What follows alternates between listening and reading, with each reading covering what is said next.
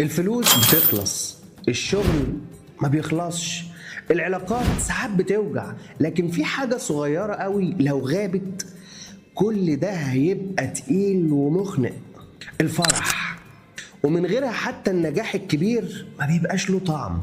اهلا بيكم في جغرافيا النفس. الفرح، الحزن، الغضب، الحب، وكل مدينة من دول هنكتشفها مع بعض واحنا في الرحلة دي.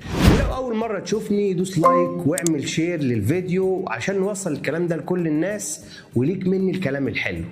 تخيل ان دماغك مسرح كبير، وكل شعور بيدخل لما شخصية بتطلع على المسرح. انت قاعد مع اصحابك وضحكت كده ضحكة من قلبك.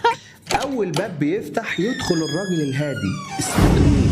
هو ما بيعملش دوشة، بالعكس هو بيقف كده في نص المسرح ويقول اهدأوا، كله تحت السيطرة. فتحس كده براحة وطمأنينة. بعد شوية كده يدخل العفريت المتحمس دوبامين، يجري ويقول يلا عندنا طاقة عايزين نخرجها، نحقق هدف، نجرب حاجة جديدة، نعمل حاجة. فتلاقي نفسك متشجع ومتحمس. وفي لحظة كده وانت بتبص لصاحبك ومبتسم وهادي، يخش بقى الأكسيتوسين، شخصية دافية كده كأنها حضن، ويخليك تحس ان انت مش لوحدك وان انت مربوط باللي حواليك. تخيل بقى معايا كده ضحكة واحدة عملت كل العرض ده في دماغك.